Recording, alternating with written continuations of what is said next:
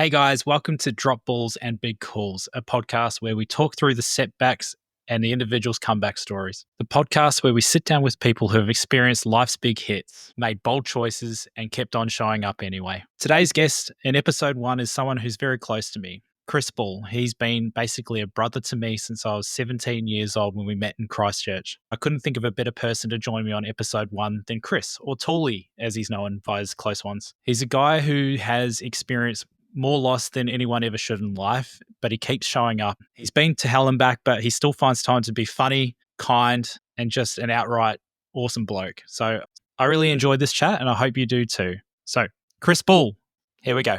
I met you back in Christchurch when we were both playing on the youth circuit with our band. So I would have been, 16, 17. But what do you remember of that time? Well, mate, I mean, we were I think I wrote about this in did a band bio once. We were kind of the older imposters on the youth circuit. I think by that stage we were 2008, 2007, 2008, we were sort of 24 between us, 24, 23. So we're well past it. But it cut our teeth real well. I think my biggest memory from that time, to be really honest, was breaking into the back of my car when I locked the keys in after a show once. And Josh thinking that was the most hilarious thing. But for us, it was really formative because we'd come down from Nelson the year before, I think, and didn't really have any idea of where to start. And AJ at the time, one of the founding members of the band, happened to actually work in a youth group sort of thing as a youth leader. And he was like, there's this youth project thing, like meant to be for youth, but we could use it.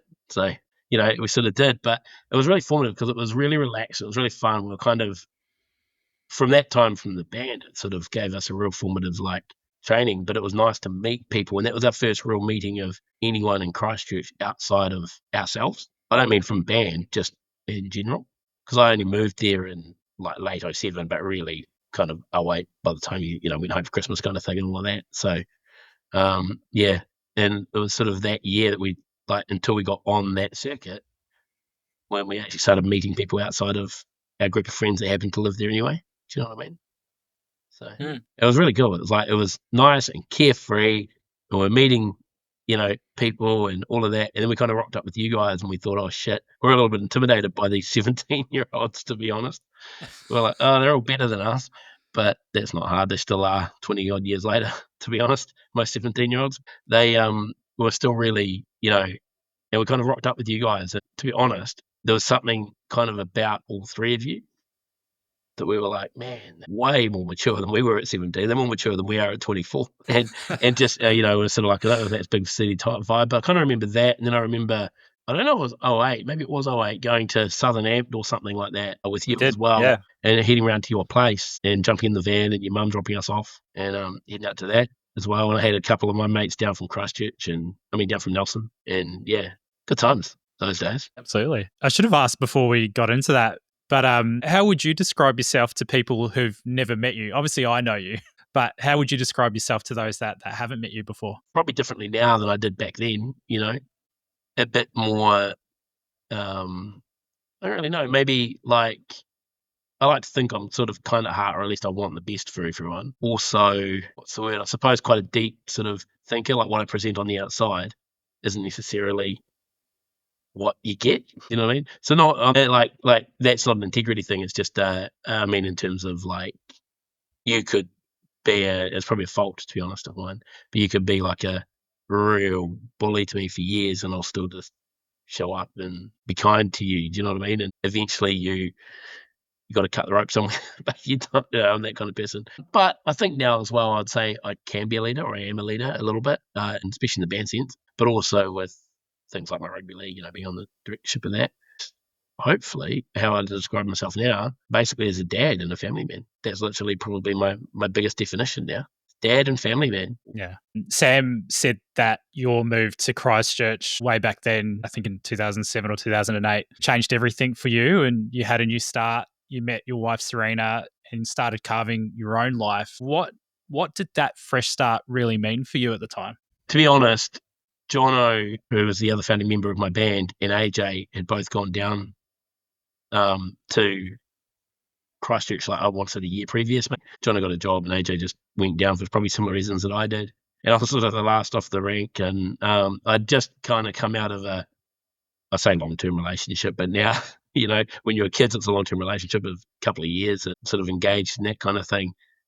And I think probably going back to your previous question, actually, I am someone that puts a lot into relationships and sort of probably misguided as to necessarily how someone is the way back, if you know what I mean. So as in like I'll full on, like put everything in and not necessarily take signs that someone isn't. But that was obviously the case. And that broke up and I ended up basically staying with friends again. And I had my dog and it wasn't an ideal situation. And I just thought, well, man, I've got to do something because these streets, I was going out like a Thursday, Friday, Saturday, kind of to the pubs and that. And it's the same 4 pubs that you go to because it's Nelson, right? This was, working at the supermarket, which was great. And I'll touch on that later too. But I wasn't really making the most of life. And because they'd gone down there, I think I had the motivation. Like, I think they were the final kicker. Because I was like, well, the only thing I do have is my band, sort of. And they were like, yeah, we'll be interested if you actually come down. And I was like, well, what have I got to lose now? And then as I did, sort of like Sam probably said, it was hard initially, really hard, and loved them dearly, but moved into a flat with some friends that, you live together with some people you're probably better not to. And then was really lucky because family friends from mine from way back in Nelson that knew me before I was born, kind of thing, family, had a little cottage out in Kaiapoi, and it was just empty. So trying to sell it, it was between tenants. They couldn't find tenants for it. They were like, look, have that for stuff or rent. I think I was paying like $100 a week or something stupid. That, if that, might have been $100 or something. I can't remember. It was real low. And I think that was the key. That part there was the sort of the key. So Sam actually, the one cool thing about that was as well was that Sam and I were childhood best friends. We've been friends since we were 5 years old or 6 years old or something. But we'd never really spent any time together, much major time together, because we've been in different cities, sort of from leaving school. So like we would always catch up when each other was around, or Sam usually was back from his gallivanting around the world, but we hadn't spent real time in the same city together. And it was actually really nice for me that first year at Bushin, even though it was interesting. It was nice to have Sam at uni, and kind of go around. It was like a nice, I suppose, escape, and also a good way to really get into Christchurch because he'd been there for a couple of years or a year at least by then as well, I think. And kind of gone to uni and got a flat, and it was really nice kind of having him to actually just go out and like be mates again, rather than the kind of the quick catch up over a cafe or, like come in for a night of beers or whatever. And yeah, so that was really cool. And yeah, we got to play some kaiapoi, but I think that was like the real kind of crux because for a while I had to learn to be on my own. It was my first time having flatmates that I'd never met before as well. So sort of, learn who you are pretty fast, I suppose. And yeah, I think it was just that ability to, people say you fight or flight. In that case, I probably fought for too long in Nelson and then just thought, it's time to flight, And Talk me through, Nelson, because I don't think you and I have even talked a lot about your time up there or even your upbringing. no, I think for me, I obviously knew about, losing your mate Richard. I think you're in your teen years at that time and the impact that had on you. But typical males, we didn't talk about it a lot, when we were growing up. But you also lost both your parents. Maybe we'll go way back. If talk me through like your earliest childhood memories growing up in Nelson. It was 184 years ago. No, it was like Nelson was great, and it's obviously home, right? It's a pretty nice place to grow up to. What Nelson was then is pretty much what it is now, but with a few more real world or modern world problems now, I suppose. But it was sort of, that kind of just that quintessential 80s New Zealand. And, me and my brother and sister, we lived in a house overlooking sort of the Nelson Haven there. If you've ever been to Nelson, there's a wee haven that's sort of blocked by a boulder bank out to the main sea, and you see the mountains. So we're always close to the sea. It's always been part of our life anyway. And we just spent, it was a safe community. You'd walk down to school, or it was obviously those old days where, come back later, come back at 9:00 and there's no cell phone. So you sort of, I'm guessing he's all right, that sort of environment. With mum and dad, we had a really good environment where obviously dad worked hard and mum sort of looked after the house, but there was no real there's never any friction between them. We're always safe. We always felt safe. We always had everything we needed. And it was probably a good thing that we had, I've said this before, I had no idea, for instance, of, say, dad owning muscle farms and that. And because we weren't just given everything, if that makes sense. I remember once buying a cricket bat and dad was quite honest and being like, well, you're a bit crap, so maybe we'll buy you this one. and you can practice with that. And then I wanted a better one than for my skill, which, to be fair, should have just been a log from a tree. But and I remember Dad being like, "Well, I'll tell you what, you need to put it on lay-by and actually pay it off, rather than I'm not just going to buy it for you," kind of thing. So there was that sort of attitude in the house, but it was mainly just adventures, man. Like, we went to not a country school, but a smallish school. It'd be like the equivalent of being, for those that know Canterbury, I suppose, like being here in Kaiapoi now. The schools here, not huge, not big, and just happy. Everyone knew each other, and Sam and I would go run amok somewhere, and my brother and his mate go run amok somewhere, and my sister and her mates, and then we would spend a lot of weekends at either two places, like often over in Golden Bay, which is still probably my spiritual home, where we had a batch and that, or in the Sounds. So before we even had the batch, Dad had a motor sailor, which is like a yacht, big concrete yacht. You wouldn't want to sail it across the world, I wouldn't think. It's built like a British shithouse. But Dad would have sold that maybe 87, 88, something like that. So I was only 4 or 5 years old. Then we used to he used that as a mussel farming boat initially, so I don't know how that got on. And then he sold that and bought the batch in Golden Bay, and he had a bunch of land in the Sounds that he used as a base for when we were mussel farming as well. And so our holidays and our weekends were either spent between Golden Bay or the Sounds. We were lucky that maybe Dad had a job that was slightly out of the, not necessarily out of the norm, but a bit more than, say, what Chris here does, just working in the office or whatever. We managed to get some really different experiences, I suppose, from a young age of, being dragged out of school to go fish off a barge while Dad was, or watching the bubbles, from Dad's scuba diving and going, "Oh, watch the bubbles. If they stop, something's wrong." Like, great. I'm 8 years old, Dad.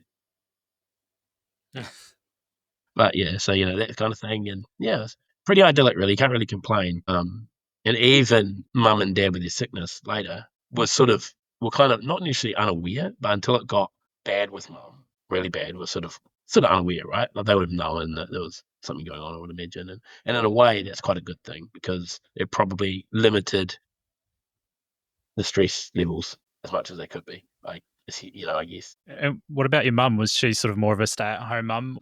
I think she trained as a nurse, like, way back in the day. And she sort of did little stints where she would go back to doing a bit of it, but not necessarily, I don't think it was like hospital nursing by then. It was sort of like retirement care, like retirement homes and that kind of thing for a bit. She'd only ever do that sort of part-time, and I don't think it was necessarily a financial thing. I think it was just her kind of feeling like she was contributing again, or her self-worth in a way. But other than that, yeah, she was a stay-at-home mum. She was a school taxi driver and all of that kind of thing. Yeah, going to all the mums groups and all the school things and running the school fairs and that kind of thing. Yeah. So you mentioned your parents both got ill. Talk me through that, and when did you, I guess, first get the sense that something was wrong? It's really hard to remember with Mum, to be honest. It was so long ago now. But I remember Mum being sick at some point before. So I want to say, I don't know the exact date, but it might have been 92, 93, 94, something like that.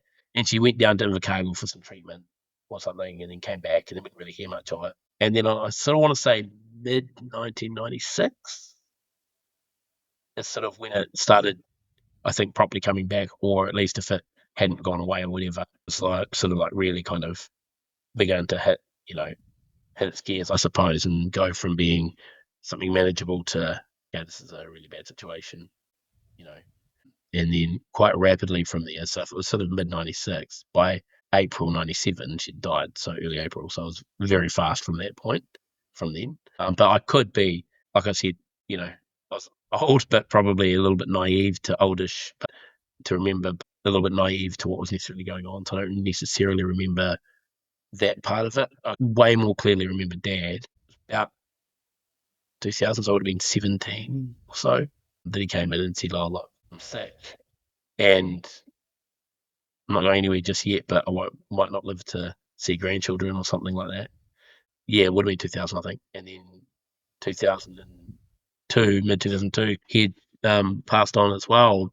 I don't know enough about it again, but I think there was sort of some consensus that maybe he'd been sick for maybe at least a year beforehand or so.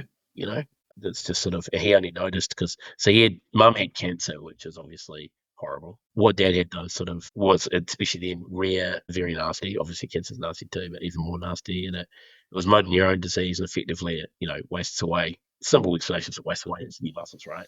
I think it eats away at the cells that create your muscles, something like that. And you end up sort of losing bits, and you notice that little piece of his hand had become, the flesh out of it had sort of become flabby skin, and he was getting a bit like he couldn't loosen things on the boat the way that he used to, and all of that. And went to the doctor, and turns out he had this motor neurone disease thing. And like I said, the sort of the scope of it is, on average, is about 2.5 to 5 years or something like that, I think, for people that actually have it, and not curable. And well, it wasn't back then. I'm pretty sure it's still not. So yeah, and that was just, it was one of those things that I think the worst part of that was that you had this brilliant man that was kind of, mum and dad were both outdoorsy, right? But, mum would quite happily lie on the couch and read a book anyway for relaxation or watch TV. Dad wasn't really built like that. Like, he'd do it, but he was built to do the stuff that we do, go for beach walks and go out on the boat, and he didn't really have time to be sitting in his bed, and so he had this brilliant mind, but he couldn't, like, mum could still communicate right up until sort of her death, right? I remember the night before, I was sitting on mum's bed and she picked up a bit, and I showed her a watch I bought and that kind of thing, and just talking away. With dad, there was months of a talking machine, and pressing a button, like the Stephen Hawking way, to make the sound, or type out the sentence and make the sound. And he has this brilliant brain that's, this marine scientist and well-known, renowned marine scientist that should do something, be able to do something as basic as talk, and just lying there, can't even ask for a thing of water without everyone fussing over him.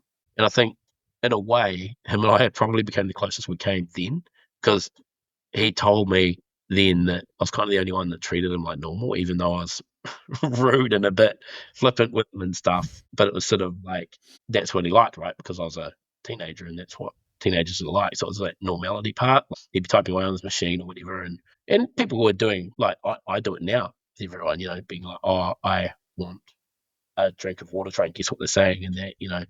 Whereas when I was there, I just completely ignore him, and he'd be typing away on his thing, and then it would sort of finally get the sentence out, and I'd be like, I want a cup of water, and there'd still be a pause, and oh, Jesus, I better get up and get him a cup of water, you know what I mean? And kind of do it just like it would be at home. And so I think he sort of felt like a shred of normality from that. Like, oh, he's ignoring me then, he's still ignoring me now.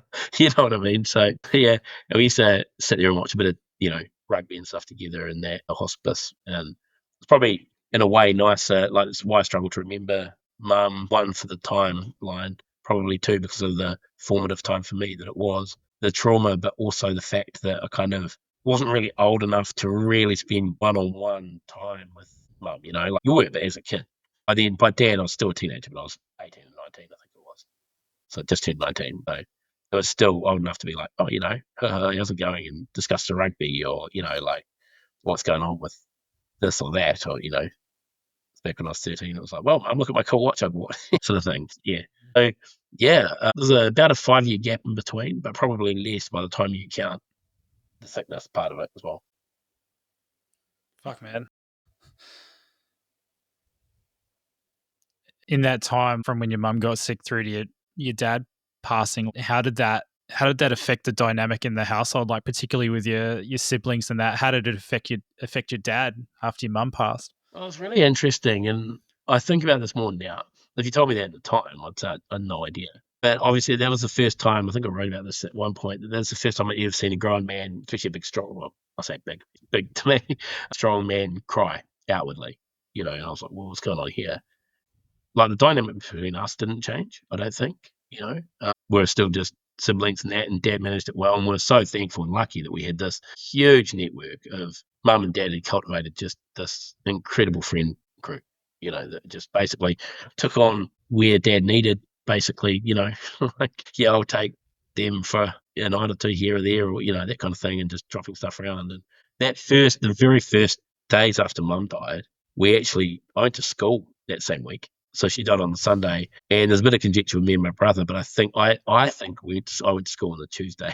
Things might be a bit later in the week, but because I think the funeral was was, I want to say, Wednesday or Thursday that week, but I definitely went to school that week. My third form year. So year 9 these days in New Zealand.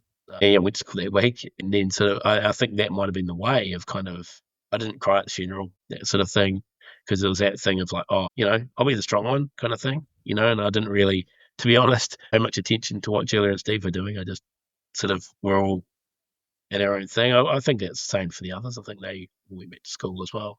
Dad probably would have had the conversation with us and said what he wanted. It's probably some sort of normality for us, to be honest, of like, oh, at least I get to see my mates and go play rugby. Not quite that flippant about it, but do you know what I mean? It's when you're a kid, it's a nice little escape. And then, but it did get a little bit messy probably after that. It's something you sort of reflect on a bit now, where Dad ended up getting remarried. Especially for me, it was quite soon and quite, like I was probably still young. And I think what I should say here is that when that happened, because it leads into probably what we'll talk about later, with this stuff as well, I was a little bit delayed, can you tell, in terms of developmentally, in terms of like maturity and learning and stuff. I mean, I think, I'm not saying that's fact, but I'm pretty sure I was. So, as in where you might be a 13-year-old, I might have been at sort of an 11-year-old capacity, if that makes sense, kind of the deal, right? So, with this happening, and then just turned 14, and then sort of 6 or 7 months later, the dad and my stepmom are, in a relationship, and it sort of opened up to us, and we're told about it, that kind of thing. And then in '98 they got married, but there would have been obviously a period between the wedding and that. And I sort of regret how I acted then, in a way, because you look back as an adult now, right? And you go, well, it's just someone trying to be happy again, and but you're young and you're a kid, right? So you just act the way that you act at the time, and especially a teenager, just your brain doesn't work at all, does it? I remember sort of, I don't know if Sue actually knows this, our lovely stepmom. She was great, still is a great person. But at the time, I've always regretted this. I still remember exactly where it was when it happened, and Dad told us in the car that he was getting married. And I remember sort of being like, "You're not getting married. You're not marrying that woman, blah, blah, blah." And I think at one point I even called Sue and said, "You're not getting married." Like, you look back at that now and you go, what the fuck is a 14-year-old kid, like, having his head entitles him to say that. But you're just young and dumb and going through your own stuff. And I probably thought it was probably the time frame being quite soon. But again, you reflect on that and I go, well, Mum and Dad were only together, I think, 9 months before they got married. It's just that older sort of school way of doing things, right? And you look back at it now, and we're really lucky after that. Like, it did settle down. It was hard for everyone, and settled in. It wasn't necessarily the easiest journey, but that's just part of life. Sue did her best, and Dad did his best, and Dad kind of got dealt at that blow as well. And I've always felt a bit sorry for Sue from that end as well, because when he got dealt the blow was probably when things were settling down a bit in terms of that whole forming the new family and beginning to set our own business and all of that. Sort of, then you lose your husband, right? And there's other kids as well that you sort of, 2 years into nurturing a relationship with, or whatever it is. And always felt a bit sorry for that. But that was a different sort of, definitely up and down, like a roller coaster ride for that. But now I'm like, again, I'm really thankful for it. I would have rather that had happened, for instance, than Dad just stayed single, and especially, he couldn't have chosen better in choosing. Do you think at the time he was just really struggling to be on his own as well? I think so.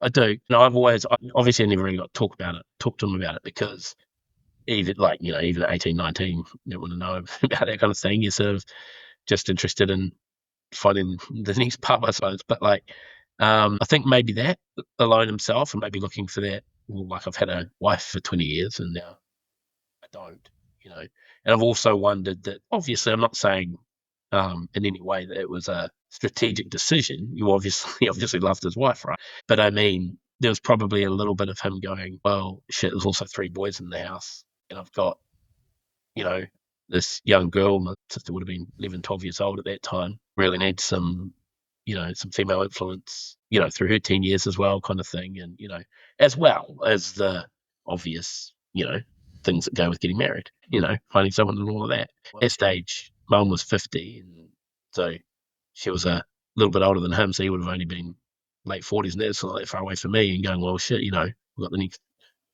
40 years to spend on my own.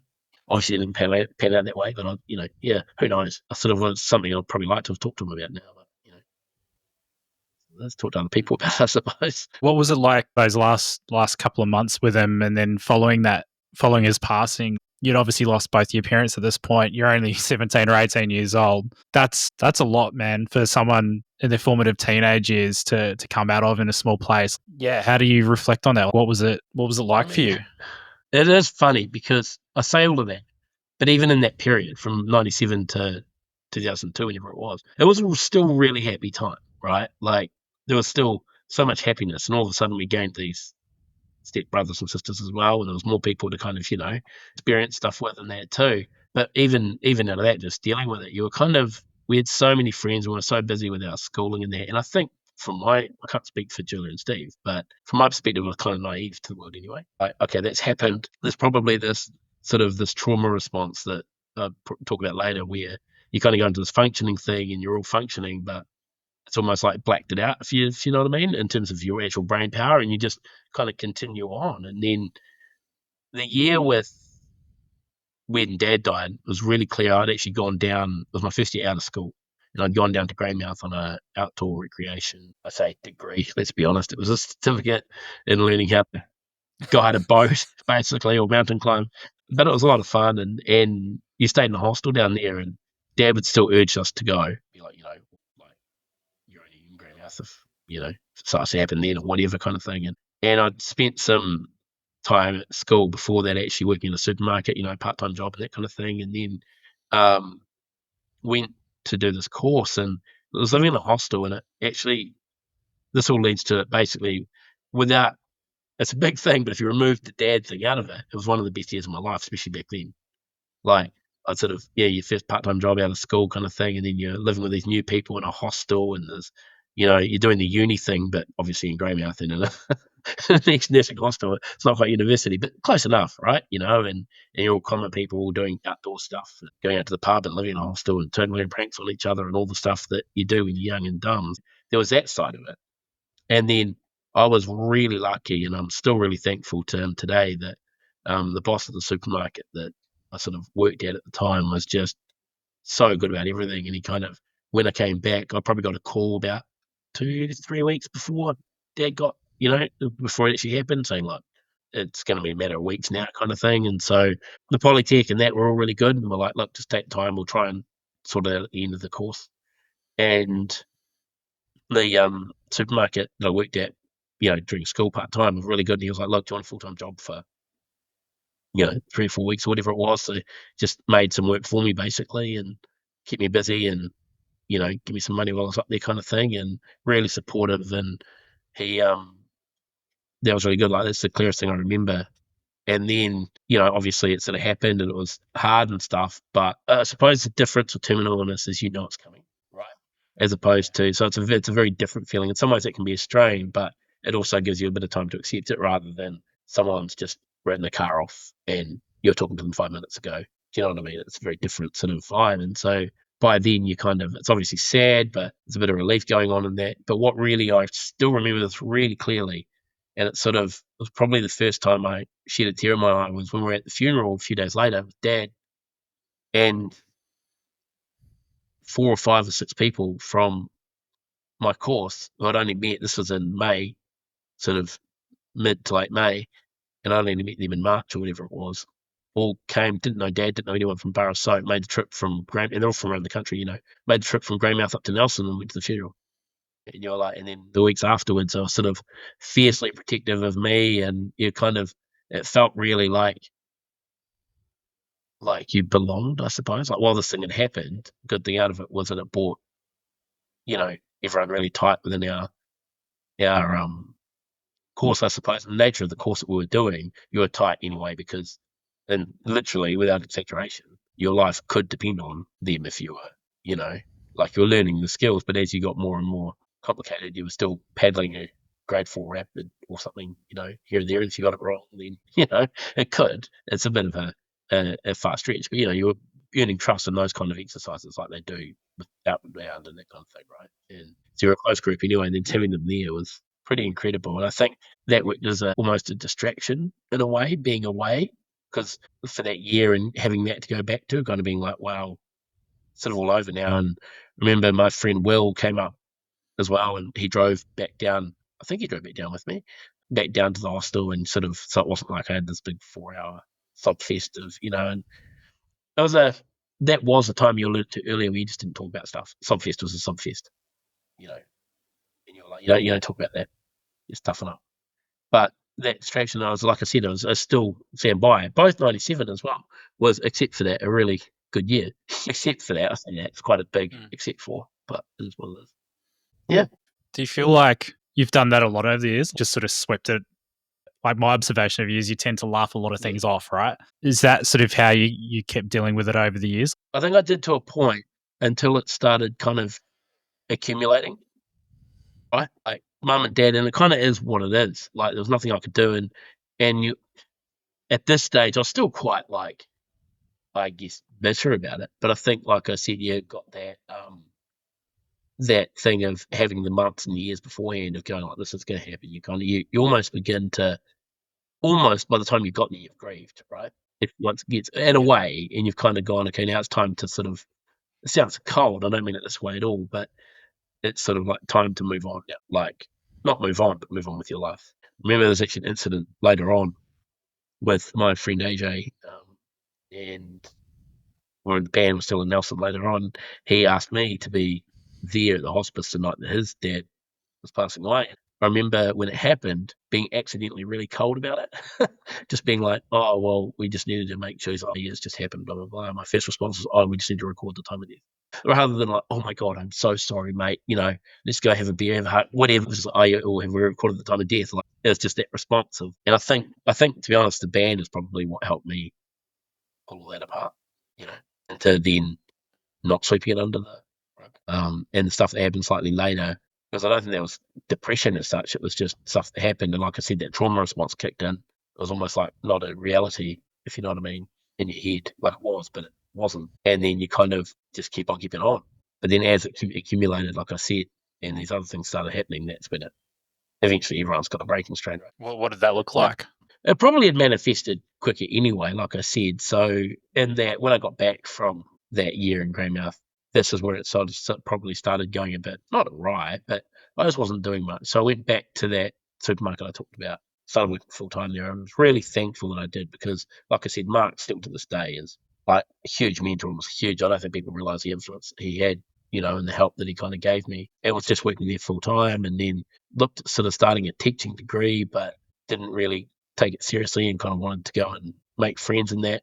And I think part of it was like, it was just that thing of being in small town Nelson. You were going out a Thursday and a Friday and a Saturday, and you played touch with your mates, and you did that, and that was great, a great life. But then you kind of go, after 3 years, is it a great life? And being a little town like that, as stuff starts accumulating, it keeps accumulating, and you're kind of trapped in it. And though eventually you just like I think I wrote in a piece that I wrote about it. It wasn't like I was spiraling out of control. I just wasn't making the most of life. My mates were gallivanting around the world, or they're at university, or they were, so, and there was something there, obviously. I could look at them and be like, my brother and sister were around the world doing stuff. I was like, I'm just stuck in Nelson doing, it wasn't a dead-end job, but for want of a better word, dead-end job kind of thing. And like, what do I do now? And then it sort of got, a little bit of self-worth, got the girlfriend and that, and they're like, well, maybe I'll go and follow up the teachers college stuff and all of that. And like I said, just probably didn't take it seriously. And a lot of that is probably because of those things we talked about, right?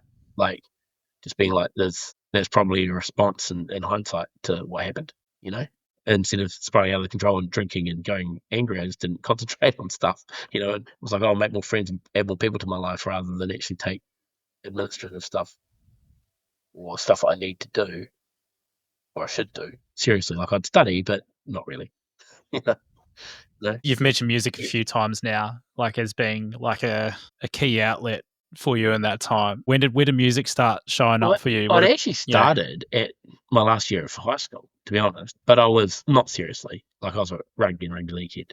I was just like, oh yeah, my mates and I'd made were into a band at youth group, and I was like, well, I'll be part of that.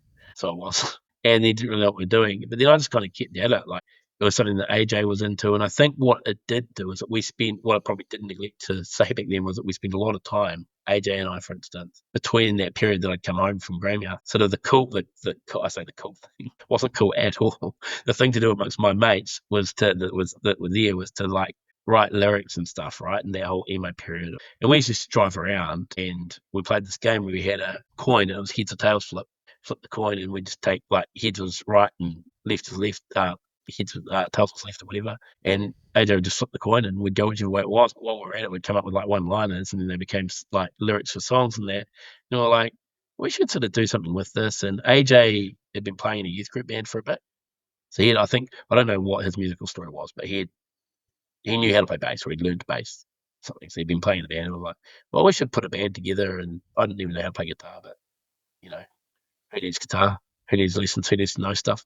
So you at the time, just get it done. And probably why it took us 17 years to get even, well, no one, it takes every other band with this salt 5 years, So, but we started from a lot further back, right? So, yeah, and I think that was probably the formation of it. Maybe that is how I was able to move on.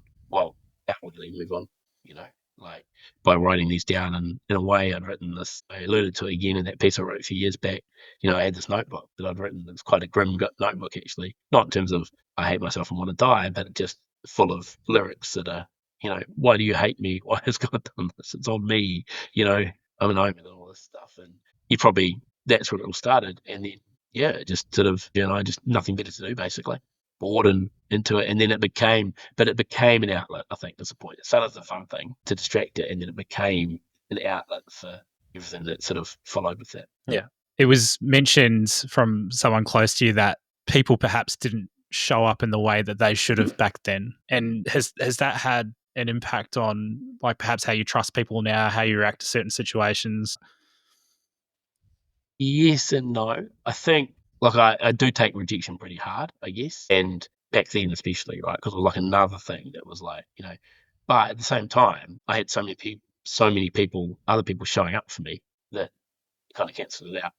Like all these amazing family and friends and stuff that were kind of cropping up, you're able to kind of put that aside because you're like, well, that person, whilst I probably like them more than they did me or whatever, like I was probably let myself get treated a bit like a doormat in a way. I'm just that kind of person. But eventually you find a backbone, right? Yeah. It was also suggested that people do, you've actually just touched on it there, where people perhaps at times take advantage of your kindness. Like, do you feel that that's true? And now that you say you've developed a backbone, what is, how do you show up for yourself in those I think times it now? is true in a way, but only some people. You can't trust everyone in life. Some of them in particular, one in particular, I don't know who you've spoken to, but if it's this person talking about themselves, got quite a storied history together. He's sort of done a lot to, sorry, it's not in the background. He's done a lot to change that himself. But even stuff like just actually being able to be like, look, there's this thing I actually read last year. It's a bit of a phenomenon, something just called let them, and just go, okay, let them. Like, it's not, and I think as I got more confident in myself, a lot of it was through the band, a lot of that sort of stuff, right? And as I got more confident and as we started ticking off the achievements, I didn't need validation. I had this whole need for validation of, because I hadn't defined my story. I had the story I wanted to write, but I wasn't able to do it because I wasn't any good in terms of the instruments and stuff. But then once it started getting noticed and we started getting a little bit of, notice and respect and stuff, that's what I wanted in the first place. So that's kind of all I needed. And then once I got that, it was more of a, like eventually you just don't take crap. I think that was through the band is how I learned to kind of stand up for stuff because I spent quite a lot of time, probably from our first headline show, defending the band. Because before that, I didn't really care. Like I knew we were used to us back then. Like we're taking it seriously, but we were also a bit of a hodgepodge. It was more fun than seriousness. And once we started getting headliner shows and stuff, once you do that, you're a bit more in the limelight, aren't you? And people want to start giving their opinions in that. So my job by then you go, well, shit, I've got a brand as well and a story that I've got to protect rather than just me. Like, if it's just me, that's somebody that like, I don't really care. But it was at these people that had taken my story and worked really hard on it for years and that kind of thing. And so it's sort of my job, I suppose, to defend that. And you just, in the end, something breaks and you just do it, And kind of once you've done it once, I think you realise, actually, no, 40 now, we're probably adult now. The imposter syndrome's gone. And just, I think there is something in that too. I think something in being 40 or 30, like I don't think your ages do help. You just get to a point where you're like, I'm an old man now. No, but I've just got better shit to worry about, Two little boys out there I can hear screaming away, that matter more than Facebook, Is imposter syndrome something you've had to deal with quite frequently over the There's years? the band especially, but even now, like, so I'm on that rugby league board down here, like a little local provincial one, and there are people that, at one point, there was a guy that was high up in the International Cricket Council was sitting on it. I'm like, mate, I did cabbage maths and went to outdoor rec and PE for my 7th form year, and I'm sitting here with you because I played a year of rugby league. Like, okay, but you're sort of learning it, and in the band, 100%. Because I still don't, I can't really sing, can't play. I can play about 4 chords on the, maybe more than that, 6 or 7 chords on the guitar. Still, that's about it. And you're sitting there and you're opening with the Dead Kennedys, who kind of, one of the American founders of punk, right? Like, obviously it was around, but you're like, how the fuck did this happen? Oh, I shouldn't be here, But yeah, it's definitely something that, but I think once you kind of bite the bullet and you face that fear, then, because once I played with the Dead Kennedys, that was a really good thing for me, because I used to get super nervous. I used to care so much what people thought. And after that, I was like, mate, I've done this to there's many people now, whatever. Like, it'd be the same for you with your endeavors in music, even bigger and stuff. And like, well, okay, I've played 5,000 people now. Like, you know what I mean? Like, if I'm playing in a small room to 30 and they think I'm loser, then I don't care. You've already shown them a loser in front of 1,000 people. Like, it's that kind of context, I suppose. We'll come back to Southern Zone Rugby League, because I think that'd be really cool to touch on. But obviously we talked about moving to Christchurch and the sort of transformation that provided for you in your life. There's been, from what I've seen, sort of 2 constants in that time. One being your band, the Snake Behaviour, and number 2, your wife, Serena, who came along sort of 2 or 3 years after you moved there, from what I recall. We'll start with the band. So obviously you and AJ had started things back in Nelson, and then you moved to Christchurch, playing on the youth circuit. And then over the years, you've gone through a number of transformations as a band. Yeah. How do you reflect back on your journey with the Snake Behaviour? I mean, like, I still struggle with the word calling myself a musician. It's just anyone who goes, oh, you're a musician, I'm going, I'm a jock. They just faked it, I still think that, like, what I did learn to do was become more of a people manager and put the right people that might have believed in my story, I suppose, or people that had a bit of faith in me, put them in to get the result that maybe I wanted. Like, people like Michael Gibbs, for instance, watching him evolve, but he's fiercely loyal and just go through it together kind of thing. And then became to the point where he was trying to, other bands trying to poach him, and, he's in a couple of bands kind of thing, because he's, he gone from being that to saying nothing at all at the start. And, like, I think, like, I needed it as a way to not quit, but there were times where I just thought, you know what, like, all the dramas and added too hard myself, and I'm no good at this, but I enjoy it. I enjoy just making the music and telling my story. And it wasn't until we sort of got those bigger shows and that I actually realized maybe my story is a little bit different. Like, I know there's people that got it way harder than I've ever had it. They just will not understand, but maybe I do have a little bit of something that I can tell. And I realized that it was a tool, and maybe I should keep going. And we kept getting, like, these lineup changes would come in and out. And then it was actually around the time that you were sort of filling in for us, obviously, and we met Samuel for the first time, and he had been in bands before that and was like, no, we've got an actual proper work ethic here, boys, no, just mucking around, like, if you want to take it seriously. And I think that was, so meeting Michael was a key, meeting Simon was a key, having you fill in, I think, was a key for us as well. I'd be like, oh, that's the level, we're way out for that, but it was good because we're like, we kind of need that. And then Samuel coming along was sort of that last piece of the puzzle. Then we're like, actually, we take this slightly seriously, but you'd still have like it's lots of ups and downs. Like, it wasn't really till 2016, 17 that we met.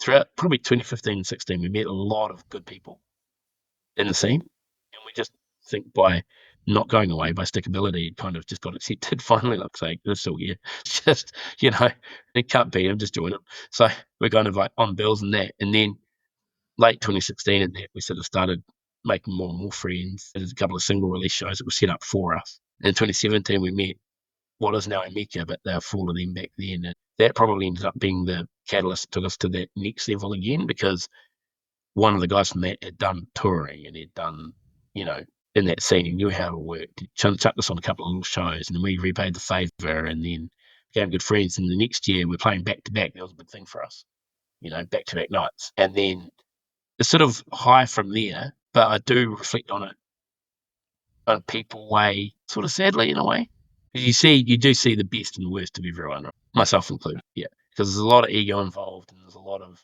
personal, especially in my context, where a lot of what I was writing about was very personal stuff. So it was like, no, this needs to be the story. Everyone's going, well, I'm putting time into this too, and there was a big thing on me to sort of. I remember the band each coming to me and saying this, and being like, it's always been to this your band, it's always this, it's always that, it's always that, And so there was a lot on me to kind of, I suppose, skin myself in a way, learn from it and change it. And I think I did. Perhaps what happened after that is I did too much and it became kind of the other way, right?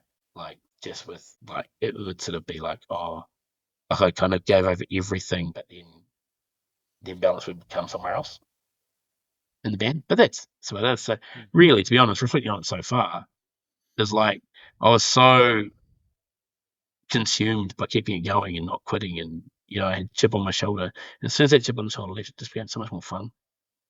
Probably around the time Oliver was around, or even just slightly before that, once we got the Dead Kennedys and that 2017, we just wanted respect. And I felt like then we got it, because we got it from our peers, not just people turning up. And then, like, there's just been a ride ever since. And it got to that point where didn't want to quit, still haven't. But I'm kind of like, well, if no one wants to do it this year, then it is what it is. 5 years ago I would have been crushed. Like, I'd taken it personally. And, these people, hate me and blah, blah, blah. So now I'm like, well, people got other stuff to do, It's life. It's just a maturity thing, I think. I think I needed it. Like, I think without that, I often wonder that it could have been very different. But it has affected me in other ways as well. Like, it's affected me.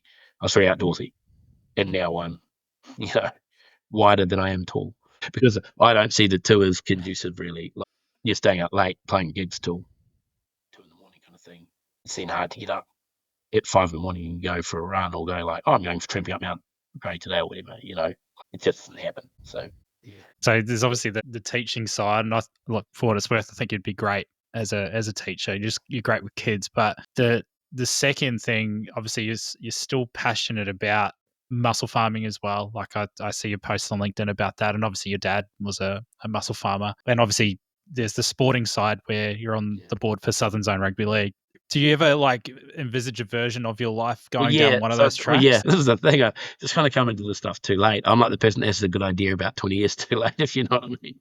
I'm like, I probably should have done that. Like, after I was on that course in Greymouth, I probably should have thought about it and gone, well, I'm not particularly academic, so it's probably not the best outlet for me. But hey, I could go sort some good muscles from bad ones, and just work your way up. Do you know what I mean? Especially as that supermarket I talked about earlier, one of the silent partners was one of Dad's old sort of muscle farming friends, and is now full time, doing that, and has got a big sort of empire's the wrong word, but like a big enterprise doing that. So it would have been, you had the contacts right there, and probably that imposter syndrome, or even just that need to, at that time, being in that state where you're like, well, I can't reach, do that. I've backed myself to do it. And now it's a bit of a thing of like where to start. So I'm sort of toying with a few ideas actually in the agriculture space, which is sort of what, even though it's a funny link to make, sort of what the board thing was about too, was sort of trying to find some skills about running a strategic business and, developing that way personally. So that's what that part of it was about. For me, being like, well, if I can get on this, maybe I can learn from some people that run businesses and, at a higher level than just like being a plant in it. So maybe one day I can run my own muscle farming or own agriculture business or something. But there's obviously the side to it with the rugby league that I love rugby league so much. So you just want to give something to it, and you don't have the time capacity to go coach these days, on a Saturday or Sunday and all that takes. But what it can do is sort of be the player voice with these people that don't necessarily know the game but are brilliant at the other parts of it. Hopefully contribute to that, and hopefully contribute to making it really healthy down here. That's the main ingredient. Like, what I want for it is separate, but that was the initial motivation, and it becomes about going, well, actually I really want to do something for the game and grow it, and you watch it and it's just taking off. It's amazing to see the turnaround in rugby league in New Zealand from afar. Like for me, growing up playing it over there, there would be times where we'd be lucky to field four teams in a junior comp, and then even when I was playing a bit of Premier grade before I moved, obviously I get it was post Quakes as well, in that really sort of weird period for Christchurch, but like it was so hard for teams to get players. Yeah, we were, when I was first 13 player at college, Nelson College, like it's not strapped for cash, and then you'd rock up and you'd be like, oh, actually, your game's in Takaka. Like, oh, cool, that's 2 hours away. Like, you rocked up to the local field. You're like, okay. So, there was about 3 teams, and one of them was run by the gangs. So you're like, great. So it's sort of like wonderful, and now you see how it is, right? It's great. So it's established like all of the unions, and then not just the unions, but you've got like Southern Zone overarching that, and then you've got NZRL and the whole structure, and it's just the game is just taking off, and just being a small part of it is so good. Yeah, it's really cool, and obviously the we're probably riding on the coattails of the Warriors' sort of success in recent times as well. Yeah, obviously, like the place in Christchurch is just packed, sold out twice. Definitely, a new stadium on the way too, so that's really exciting. Yeah, Serena. As you met at work. How'd you meet? At another supermarket. So in that time I got a house from the family friends, I sort of was a little bit down on my luck and still living off the student allowance and stuff, even though you weren't going and that kind of thing. And Sam had actually been really good, contributed earlier, and was at student job search, and I'd get a bit extra money because he'd be like, oh, I've got this big job, can you come and help me? And we'll split the cash kind of thing and that sort of thing. But then I'd sort of fallen into a rut, and another friend, people of the daughter of the people that actually owned the house, was sort of staying there briefly one weekend, and I came in and it had like this big mezzanine, and there were these suits hanging off of the mezzanine. I was like, what the hell are these about? And they were just like op shop suits. I was never going to wear, But it kind of gave me the thing like, I need to go get a job. So I just started applying again at supermarkets and that, right? And then that lessened the burden of having no money. So you were like, oh, cool. I actually met Serena in the deli at the supermarket. She'd come back from traveling, and sort of got on and that, and obviously the rest is history. Interesting little anecdote to it is that her brother and his wife also met in the same deli. Yeah, so something in the water, eh? But yeah, so that was 2009, long time ago. Yeah, wow, that's one. Long time ago. Yeah. You're making me feel old saying things like that. So one thing that I always paid attention to when you guys were together, like, she really lifted you, I think maturity wise. But I just think the two of you balance each other out really well. But you're also both very passionate about your animals as well, and particularly, and Sam Taylor actually identified this as well, where even during the quakes, you were opening your home to others and helping, dogs and raising money for them. And I just remember there always being animals in your house throughout that period, and along with your own. And even if they couldn't find them a home, you would take some of them for yourselves. What drove that generosity at that time? No, like I had Polo, who I wanted a dog, and Nelson, that sort of towards the end of being in Nelson, and I went and got him, and actually came down here to Christchurch to get him, and and then when their relationship and all that went bad, and he was living in the kennels and that, and like you say, when Serena and I got together, the same passion for animals, I suppose, and it was just that.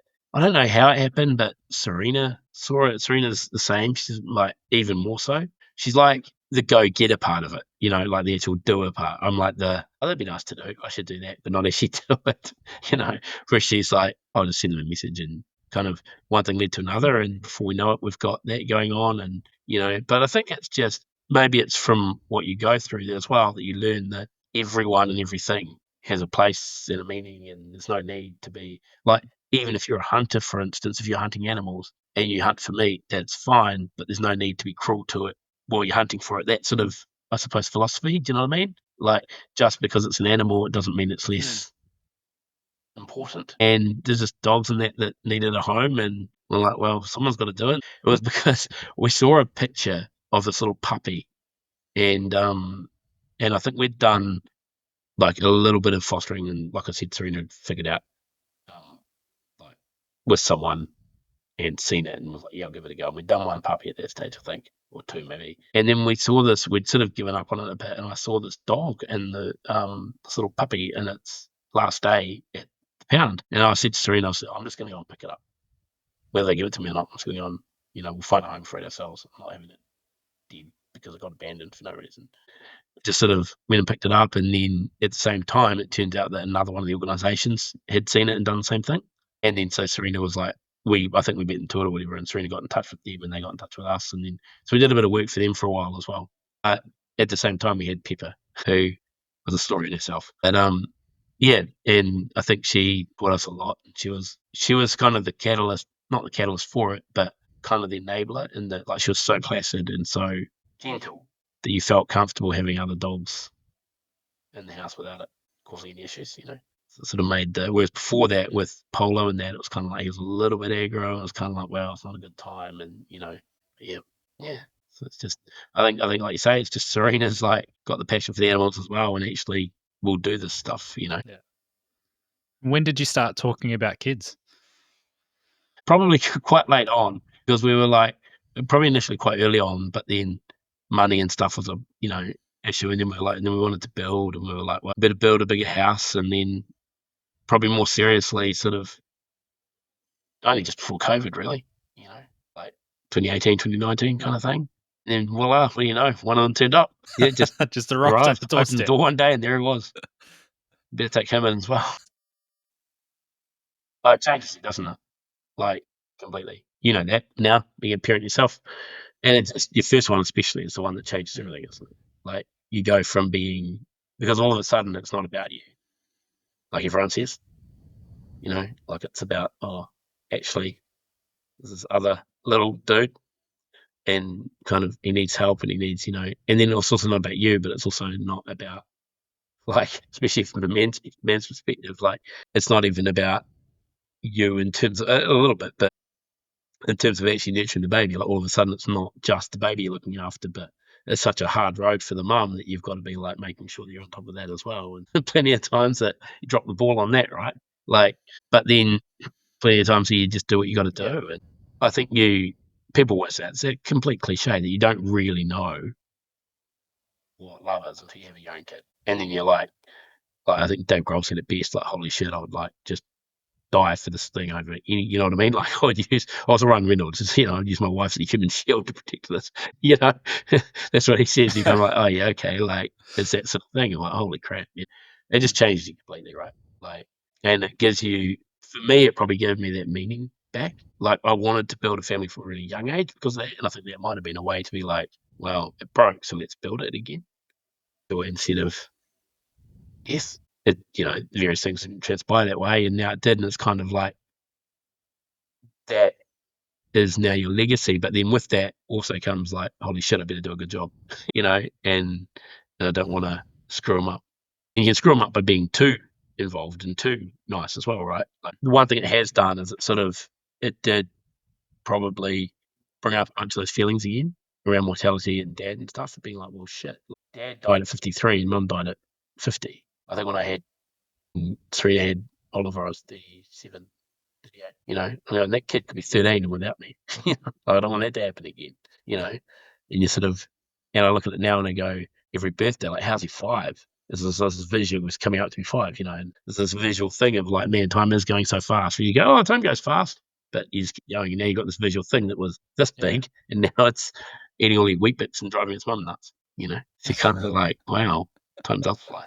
Yeah. It was actually said by someone close to you that there's been times where you can't picture Yeah. yourself living past 50. And that really hit me, especially, you'd mentioned the mortality part, like when you have a kid there, like that is one part that terrifies me as well. I think just having a kid in general is terrifying at times, particularly when they're first born. What's it like carrying that, man? Like that I mean, feels pretty heavy. it sucks. It's probably something I should probably do about. Something I should do something about. And I did for a while when I had the band. I was writing Reaper and stuff, and it went away for a long, long time. I actually wrote about that, and then I'd go to sleep crossing my fingers that I was going to wake up. But it's more now. It's just at times when like I've let myself get too low, or I'm too tired. I've gone, shit, like, I'll be up late at night and be like, oh my God, I'm 42. Even before this, it's like, man, even if I have good innings, it's only like I'm halfway through my life already. Like, and if I only live to mum, not like less than 10 years left, this is your natural response, but then I snap out of it because I'm so busy. Or a kid comes through me, I won't leave her. But I think with them, it's more highlighted because you're like, well, I want to make sure, like, I see Serena's parents around and they're healthy and well, and the kids have their grandparents, they can do stuff. And I'm like, well, I hope that's the same for me. Like, I don't want to be, 80, 90. And I suppose I haven't really dealt with it yet. Like, just pops into my head at all different times. I remember I didn't really realise, but a couple of years ago I was on the yacht with my brother and I was telling him all these stories about musicians and stuff, and fascination with them, and all of the musicians I talked about had died. And he's like, "You're quite fascinated with death, aren't you?" I'm like, "I wouldn't say I'm fascinated by it. It's just that's where the stories come from, but maybe there's something in it, where it's like sort of affiliate more with that because of the other side of it. Like, it's quite scary and it freaks me out a lot. And I think sometimes it gets in the way of a lot of stuff, like work in that too, But it's be like it will happen anyway all the time. It's probably happened about 3 times in this podcast, to be honest. Just goes straight in your mind and then just straight out, And yeah, it's just keep on keeping on. It goes out before it's come in, and you kind of just go, "Oh yeah, well, I'm still breathing," But I do also think that part of me goes, "Well, it also is where you are in life. Like, if I'm doing well in life, you're financially good or whatever, it's kind of less stressful. You're like, well, at least if it does happen, then I'm leaving my kids something. But if you're still developing and still working, you're like, well, shit, I'm out of here, and wifey's got nothing, and the kids have got nothing, and so there's that part of it too. Yeah. To be honest, I don't know if I have dealt with it. It's a lot, man. Like even what you touched on there, you're constantly thinking about work, obviously caring for the little ones, the financial aspect as well, which is something I wrestle with as well. At the same time, trying to keep that relationship going with your wife or your fiance and be there for them, and then you're also trying to find that little bit of time for yourself to be able to either deal with those things or dream a little bit yourself and find that something that's just yours. How do you like balance those things? Because it's something I personally really struggle with. It's the problem is it's become like a bad habit. Is I stay up way too late at night, way too late. 'Cause before kids used to happen in the morning, and I'd get up early enough and be like, I'd have an hour or two to myself, because I'm going to go to work. And now, by the time you get the kids to bed and then you watch a bit of TV and you get your stuff sorted out or whatever, I'm frequently up to 1 o'clock in the morning because it's the only time that I get, But then the kids don't sleep well, and you're up at 5:50, and you're wondering why you feel like crap the whole time. One of the things this year with having a bit of a break from the band is I'm beginning to be like, well, maybe I just need to go out, a bit. I'm going to go from there and do stuff. Yeah, it's sort of, yeah, like I just, maybe I need to go back to doing that stuff that I actually did love. Bands and that are all good, but I wasn't brought up like that. And the stuff that I actually genuinely love is the mountains and the sea and that kind of thing. And, even the other day I took the boys out nowhere, literally up the road, and took a gas cooker and cooked s'mores because it was like, at least you're out, But I don't need that much time to myself, I don't think, And to be fair, mate, like if I think back even to my childhood and some of the things that we did as kids, like we never had a lot of money or anything. And some of my like fondest memories are the activities where you probably did just go up the road, packed a ham sandwich and whatever, and just kick the ball around the park. Like sometimes that's just the best thing. What kind of dad do you want to be? And I mean, I try and be like my dad, I suppose, but different experiences and that. I guess I just want to. I watched something where it was like you want to be that person that I'd rather when they're teens and they do something they shouldn't have done. They sneak out or they go to a party that they were told not to or they're too drunk or whatever. I want them to be able to call and be comfortable that they can come home and there's not really going to be. I'm not saying no consequences, but do you know what I mean? Like they can feel comfortable talking about it or whatever. Being like, I'm uncomfortable here. Like I want them to be able to call if it's 3 a.m. to know that they can still call dad and dad will just turn up. You'll talk about it in the morning kind of thing. You're safe, and you know what I mean? Or if there's something you're uncomfortable with, I want them to be able to talk about it. And, you hope that dad, I took this drug or something and I didn't like it. It was made me feel really sick and I felt pressured to want that kind of relationship. love it. Safe, right? I think it's great. Absolutely. What does a good day look like for you at the moment? Any day, Golden Bay. But also just a day with the boys. We're usually out because if we're here, it ends up being housework and stuff. But just a day with Serena and the boys and being able to like actually enjoy doing something. Spend a lot of time at Willowbank, but often that's without that sans Serena because she's doing the housework and stuff. So it's just a day with the boys doing something and coming home and having a decent dinner. It would be out though, doing like a day at the beach or a day at like making a fire somewhere or something like that. So obviously this podcast is about navigating setbacks, and I think we've covered a lot of those things really well today. But what helps you come back to yourself when you feel like you're taking another hit, or things are just really tough, like you were talking about earlier? How do you sort of recenter yourself and get out of that zone? I think these little guys, like you don't have time to feel sorry for yourself, really. You just get back to, he's coming in with his kite because he wants to go and play with his kite. Like, that's what it's about. You go, well, it's me. Oh, okay, now I'm playing with a kite. Like, it just is what it is. So, yeah, that's kind of it, really. You snap back out of it from that. And I think I've just been doing it so long, I can't even really explain it. And contextualize a lot of stuff too, right? Like, you go, well, that was a shit day, but no one died. I'm learning to do that at work if they make a mistake. Like, oh my God, I'm the worst employee in the world. Oh, actually, did you bring down a company? Did you, like, no, just made a mistake. You know what I mean? Or even bad or anything, right? Like in life, worst husband in the world or worst dad in the world. Every dad in the world is probably shouting at their kid. You know what I mean? Like, it's not just calm down. So it's just that, like, checking on yourself and contextualizing, being like, well, it wasn't as bad as what some people would have it, or, maybe watch a video where you watch the people with the forklifts and they're pulling off a storage of drinks or something, and the whole storeroom falls down. Well, not as bad as my day. I mean, my day wasn't as bad as that. So yeah. Prior to this chat, you said resilience is about gratitude, context, and understanding there's something more. What's the more for you? I think more in life, as in there's like just because something goes wrong, like it just wasn't meant to be. Like there's something else. You know what I mean? Or if you want it, just keep going. Something else will happen. Like in the end, it'll work out some way or other, and whether it's the way you want it, for the most part, you're still going to be here. And some of it's pretty crap and bad, yeah, but you still got a bit of life to live. So you've got to kind of like discover what that is. And I think, but the gratitude is the key piece, because it ties into that, where you go, like, I'm thankful that I got to have a bad day. Contextualizing, right? I'm thankful that I got to have an argument in a way. I'm thankful that my knee hurts because at least I'm alive, and I'm alive and I'm in New Zealand, and, I look outside, I go fly the kite with the kid. There's no bomb going to fall on me anytime soon. And there's no, do you know what I mean? Like, you just contextualize it. And the more is the rest of life, right? Like, there's a guy, Mark Fetu, who was a climber on Everest, and was involved in an incident up there and lived through it, but he had to leave a friend who got, unwell when he couldn't get him down there. He was trying to speak with him for 2 nights, and they bivouacked out at 40 metres below the summit or something stupid like that. And he's still down. He's still trying to get him down. And the whole story about them convincing him that base camp to come down. And he just says, one of the quotes he says at the end of the documentary is, he goes, it's not that life is that short. It's just that you're dead for a long time. So make the most of it. And if you end up being like, well, life is real short, which is what I've fallen into that trap of, because that's my natural thinking, right? Going on 50 is my natural thinking. Then I better fill up everything now. But it's now about kind of being like, well, actually, life isn't that short, mate. You've still, if you're lucky, you still have, several years left in you. You can take the time to do the stuff that might be the boring part, or the bit that is insignificant. And it's about learning that now.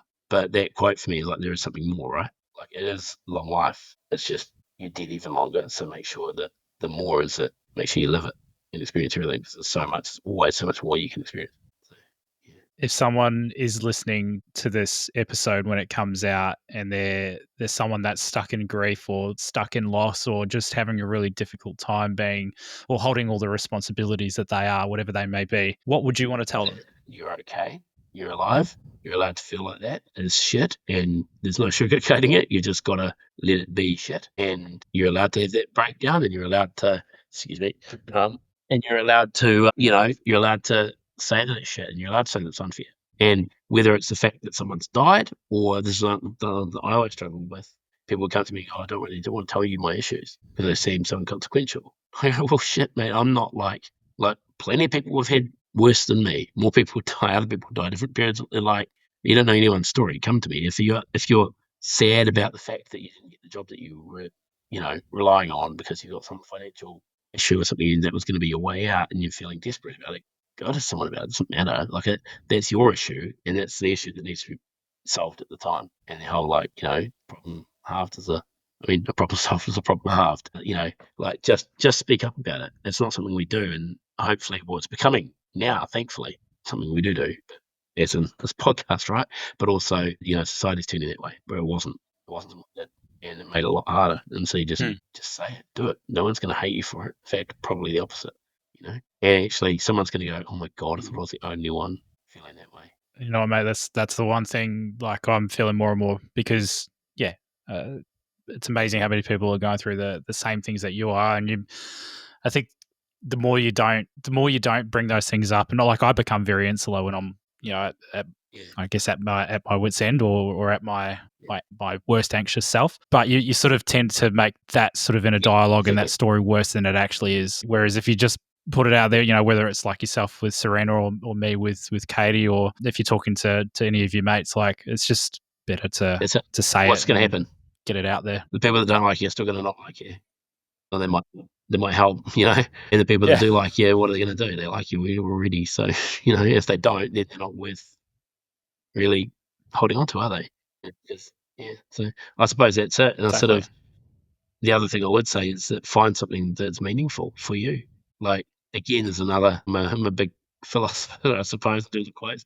And there's a, really famous quote by the great man Ali that, it's like service to others is the rent you pay for your room on earth. And you think of something like that and you go, well, giving is a good thing. It makes you feel good. And, if you reach out, giving isn't just giving money and time and stuff. It's giving yourself. And give yourself to people and say, this is me, and people go, and then they appreciate it. They go, I'm a lot clearer now on why you're completely stupid, or why you're like, why you are the way you are, why you take the hard way around things because that's the way your brain works, or why you don't take this bit of information in. I know now, that's why I'm so open about what's happened with my parents. It's my defense mechanism to say, look, this did happen. So if I'm a bit of a fuck up, this is why, kind of thing. And it's empowering, Well, you're not a fuck up, mate.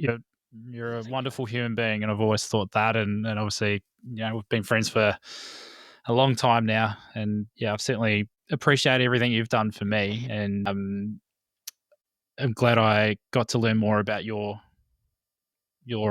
childhood today, because it's something we've never really discussed over the years. But who's someone that deserves a shout out for, I guess, making you who you are today? Right. Obviously, the parents, still, the influence was short but ongoing, if that makes sense. Or the time was, short but ongoing. And definitely the family now, Serena and definitely those two boys, as to maybe who I've become, for a bit of direction. And my close friends, people like yourself, people like the people that have contributed here, Sam and my family, obviously, Liz and Jules and Steve and the rest of my cousins and all of that. And I think lots of family friends. We're really lucky to have family friends and that, they all know who they are, and they've all played a massive part where we can just walk into their house like one of their own, if we need to. We know they're always there. And like I said, the guy from the boss of the supermarket, I would name him, but I don't know if he wants to be named. But he was a massive influence probably at the time that, I needed it most. So there's a lot of family friends that took me on more than they probably needed to, or, were obliged to. All of them, I suppose. Just everyone that I've sort of touched base with. And I reckon, other people that I've been inspired by, people like your old mate Keith, like the influence that someone like that has on your life, and you meet them and you go, holy shit, that's a whole different podcast in itself. This stuff happened around me, that stuff happened to him, and it's inspiring to see how he dealt with that, and you look at that and you go, that's an influence that I can just learn from. Hey, thanks so much, man. It's been so good. I'll edit all the fuck ups out at the start with the audio issues and that. There's probably a kid there that just heard that, didn't they? But thanks for coming on the pod.